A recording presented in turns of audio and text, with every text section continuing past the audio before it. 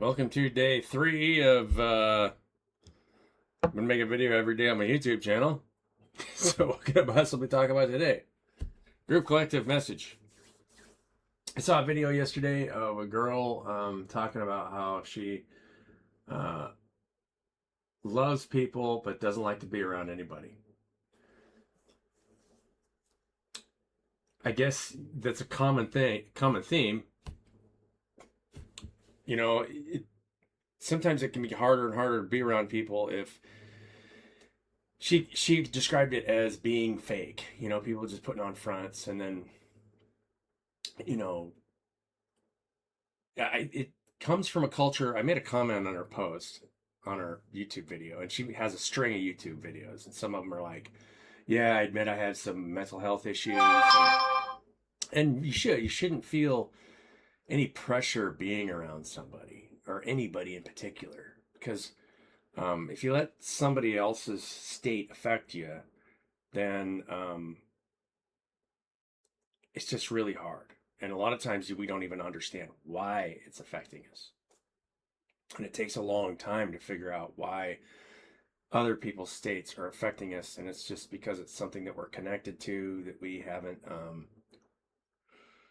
let go of, right? You kind of have to understand that sometimes we just hold on to like thought forms and emotional patterns that um, maybe generationally we've held on to. And then it especially when it comes to families, because families have this momentum of, you know, thought forms and character types and the way we act towards one another, and that stuff, that momentum just carries on, and it's hard to adopt the ability to create your own thought form and listen at the same time, if that makes sense, because you don't want to detach from people.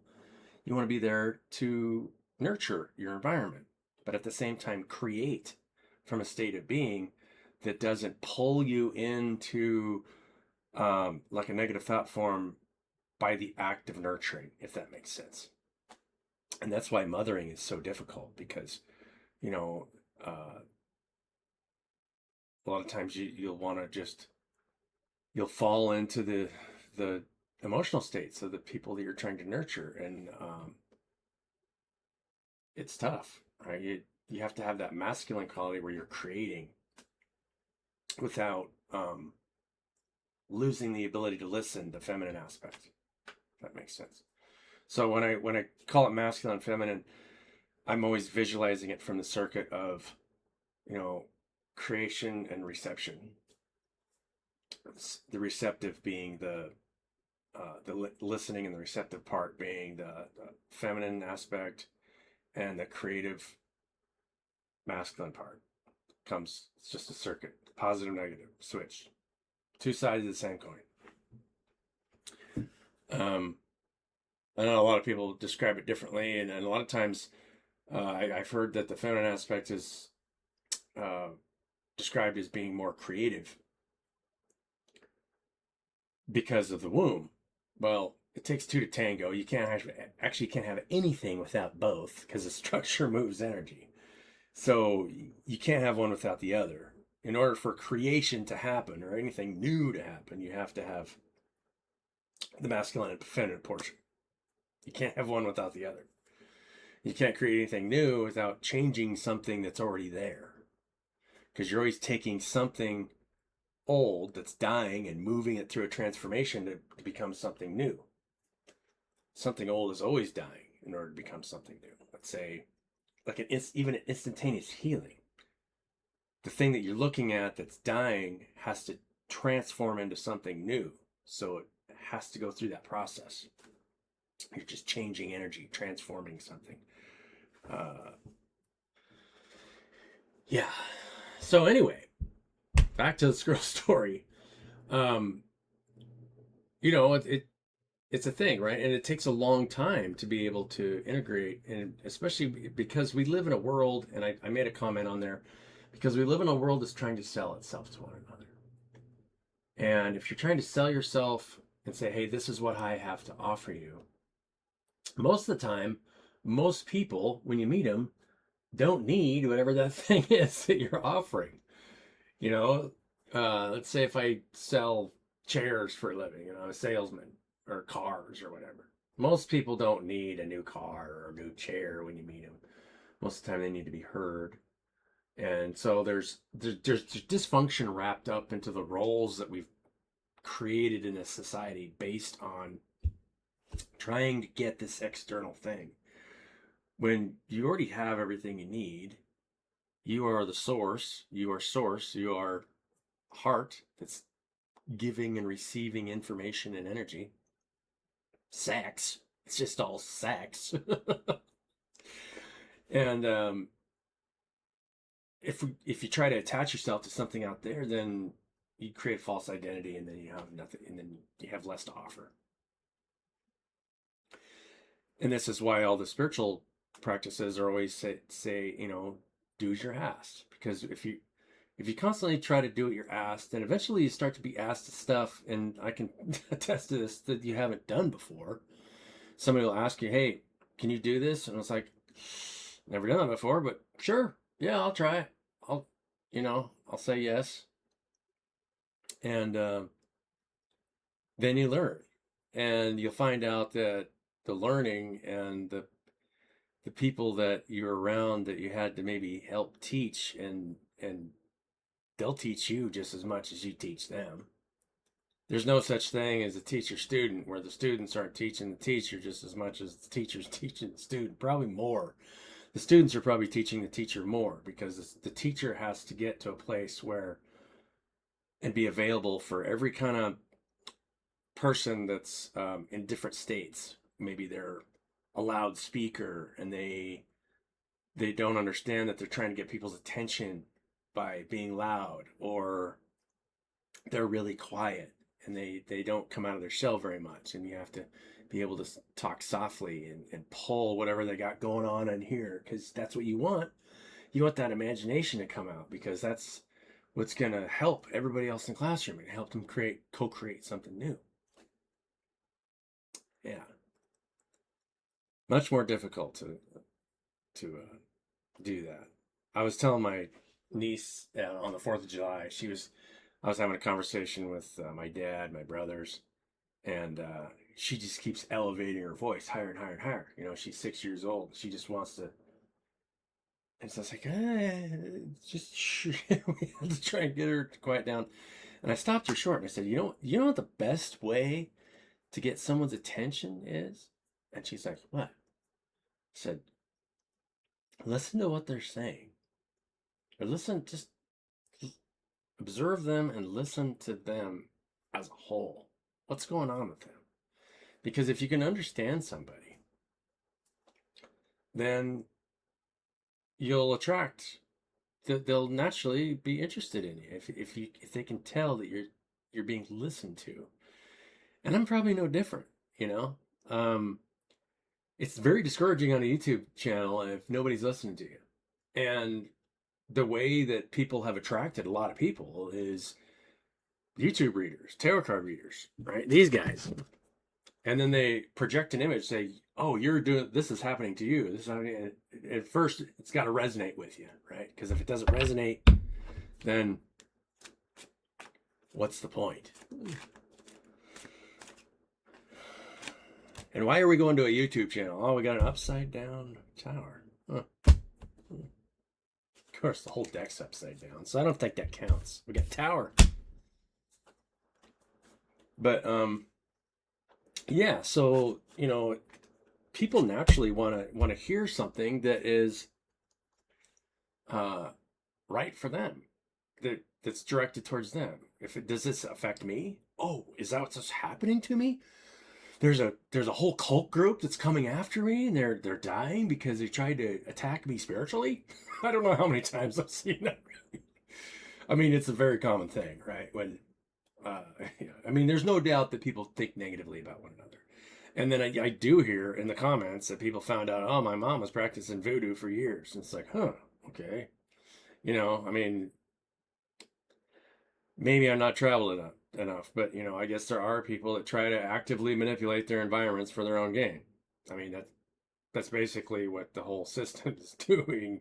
that tries to pull you into that, the business mind. But that doesn't really have much of a healing effect on your environment. On either side of the tower, I got the Sun and the Wheel of Fortune. That's pretty good.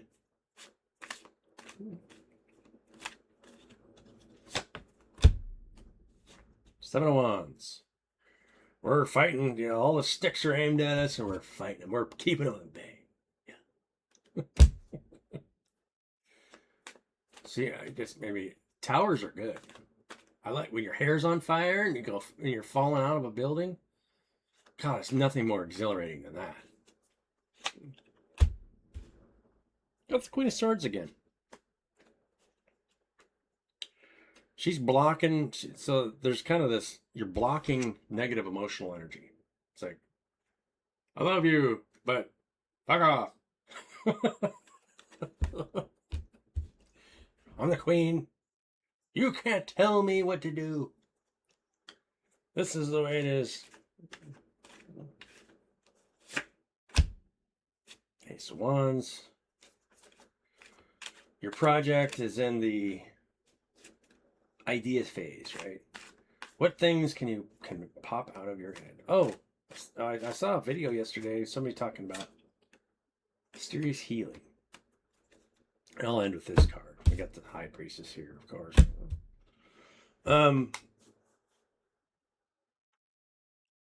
Healing is all about purification of the heart. Starts there.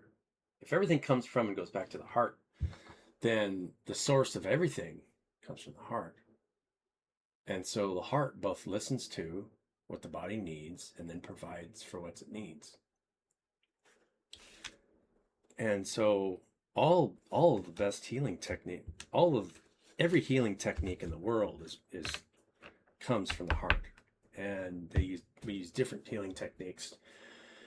There's Reiki and things like that, but a lot of it is temporary. But if you understand the rhythms of the heart, then it can be more permanent. And so the heart doesn't judge. The heart doesn't judge the body if it's contaminated itself. So my advice is start there. Do your best, and maybe you're already doing this, to purify the heart. And imagine it's connected to every point around you. And don't think negatively about any one person or thing, regardless of what they're doing or not doing. Because it's all connected. You can't not love yourself, regardless of what it's doing to itself. And we don't understand what we're doing to ourselves is it starts in the mind. It starts by a negative thought form and a barrier in the heart. And so if all of your interactions, and especially how you treat yourself, are from a point of love and caring, then you'll just continue to grow. It doesn't have to be some idea, you don't have to fit some perfect idea of perfection in the mind, because all that's going to do is make you fall into self-loathing.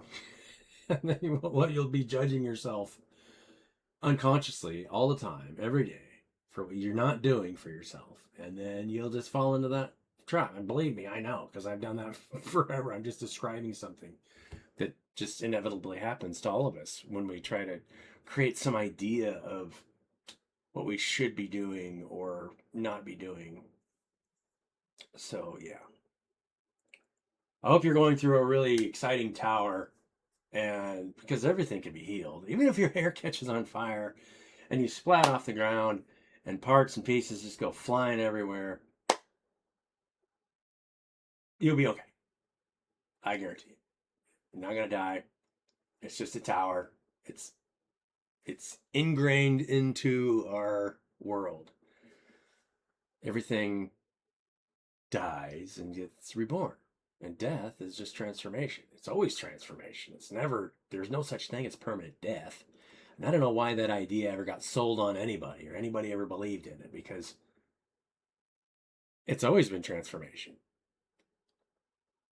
Fear of death will get you into, of like some kind of permadeath. Fear of permadeath will always get you in some kind of dysfunction, I guarantee you. Anyway, I'm going to cut this video off because I've blabbed on here too long. And who knows what I'll talk about tomorrow? I have no idea. One thing I will leave you guys with before I go that's something I've been thinking about. What is your favorite thing to do? Okay, if you can tell me that in the comments. If you've made it to this part of the video, let me know in the comments, what's your favorite thing to do? For me, it's sleeping and dreaming. That's my favorite thing to do because it is more adventurous. And I have done wilder things in my dreams than I've ever done in my waking life. And it's always something just like crazy. And a lot of times, so I'll seek long, even if I'm well rested, I like to try to force myself to go back to sleep because I know that I'll enter the dream state a lot easier that way. And so sometimes I'll sleep for like 14 hours and get up, but then you've got a lot of energy when you get up because your body's well rested. You haven't eaten in a while, so you're not metabolizing food. It's really a healthy thing. And yeah. Anyway, love you guys. Have a great day, and we'll catch you on the next.